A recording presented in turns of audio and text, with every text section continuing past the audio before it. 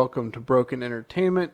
This week's been kind of weird for me, and there's a lot of stuff going on unrelated to the channel.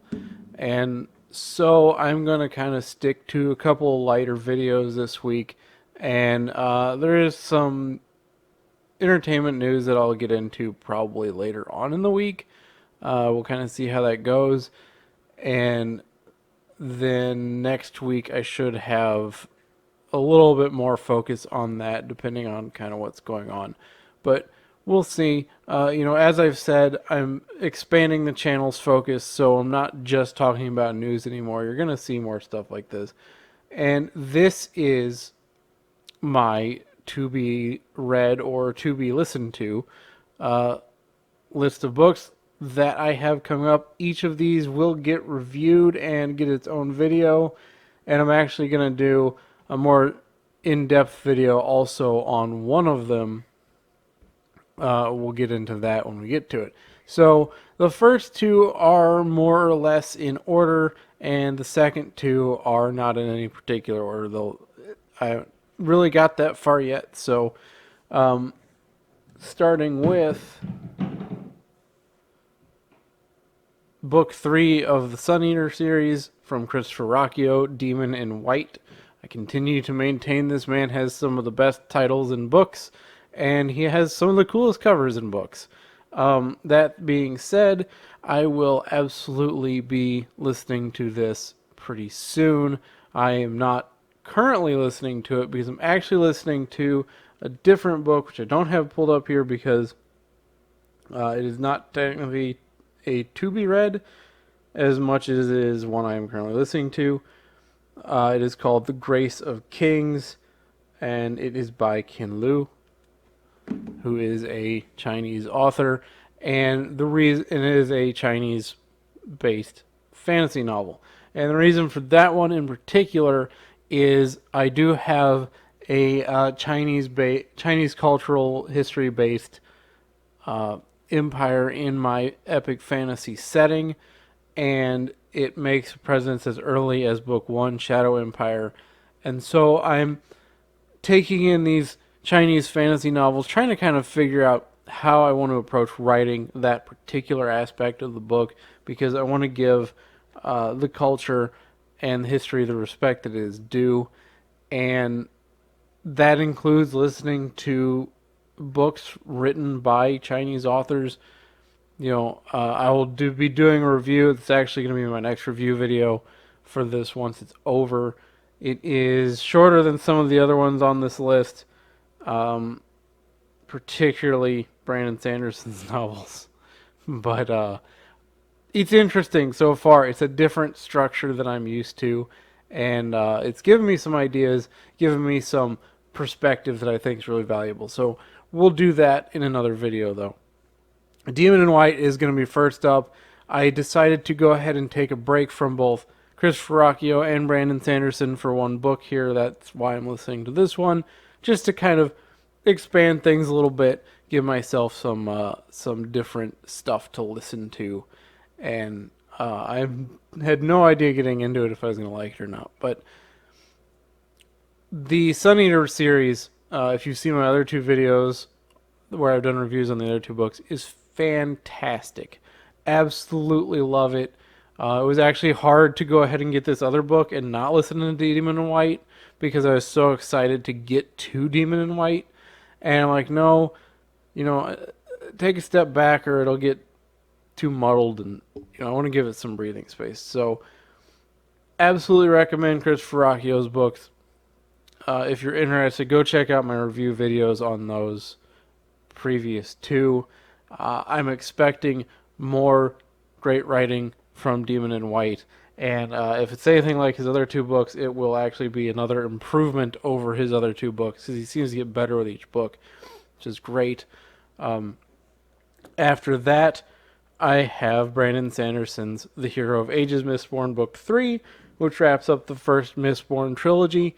And I gotta say, I'm pretty torn on Mistborn as a whole, and I've kind of put it off a little bit. I won't do that forever, obviously, but it has a lot of elements that I like, and it has some stuff where I'm like, boy, I can see how early Brandon Sanderson and current Brandon Sanderson are not the same writer. And that's fine. Writers evolve, writers get better over time. Um, it's definitely a darker series than what I'm used to from him, which is interesting in its own right. Interesting characters, really interesting magic system. The setting's interesting as well. It's very different. For someone who got into it from the perspective of somebody who has listened to The Way of Kings and all of those connected books, this is it's like going backward in time. Okay. It's a different author almost altogether. He's definitely, you can see where he's taken the things that worked really well and improved on them, and he's taken other things and kind of left them by the wayside or lightened up on them a little bit. And I think this book will be good. I'm just not as excited for it as I am either another Stormlight Archive book or Demon in White. You know, I will say I hate the description of the Mistborn books that you find on Amazon or most other places where you can see here the Mistborn series is a heist story. It's not. Please don't call it that. It's very annoying. It annoys me in particular because if I had not already been connected to Brandon Sanderson by his other books, I wouldn't have even tried with Mistborn Book 1 because it called it a heist book, and I'm not interested in heist books. So it was like, okay, you know, I took kind of a risk based on the other work of the author, and it's not a heist book. I don't know why they insist on calling it that. Just because they planned a heist at one point in the book does not make it a heist book. Next up, we have two books by independent authors. We have Deep Dark State, an Annabelle Perkins thriller, book number 2 of the Annabelle Perkins saga. This is a shorter book, certainly, than Hero of Ages or Demon in White, but that's not hard. You know, it comes in, looks like in print, about 181 pages. I don't know anything about it yet other than the basic description, but I will definitely be reading it and do a review. And it happens to coincide with the fact that I am writing a short story series that is also a spy thriller. This is a spy thriller. The short story series I'm writing is a spy thriller. So it'll help me kind of get some more perspective on the genre. So I look forward to that as well. And always happy to contribute to the extended success of independent and new creators because, well, frankly, there's just not enough good stuff coming out of the mainstream. These are the kind of people I like to support. And I'm going to put the links below to all 4 of these books. I encourage you to try all of them. And, you know, I haven't read these other 2 yet. I haven't read books by them yet.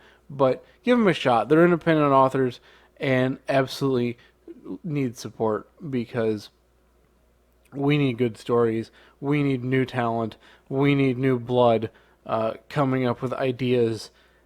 And, you know, that's just part of this channel. I've talked about it since day one. You know, talking about Comicsgate, talking about other books that have been written. So I'm excited to try this book out, and I'm actually going to try the first book in the series as well because I hate starting in the middle. And then we have Hunted the Immortal's Kiss. This one is another one that is a different genre from what I normally read, but again, I'm excited to support these independent authors. This one is a paranormal supernatural book, and that has certainly an interest to me.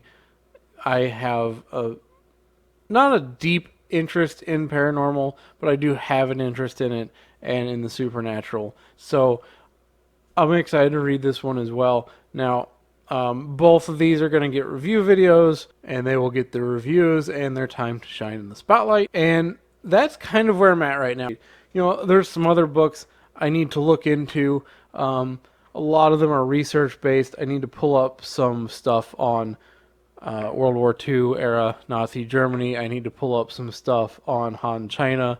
I need to pull up some stuff on research a lot of stuff for my writing, right? So, but I don't know when those are going to get mixed in. They'll get mixed in when they get mixed in, basically. Especially the stuff for the fantasy novel, because we're not there yet. We got to wrap up this sci-fi novel, science fantasy novel, and then wrap up this story that I'm working on.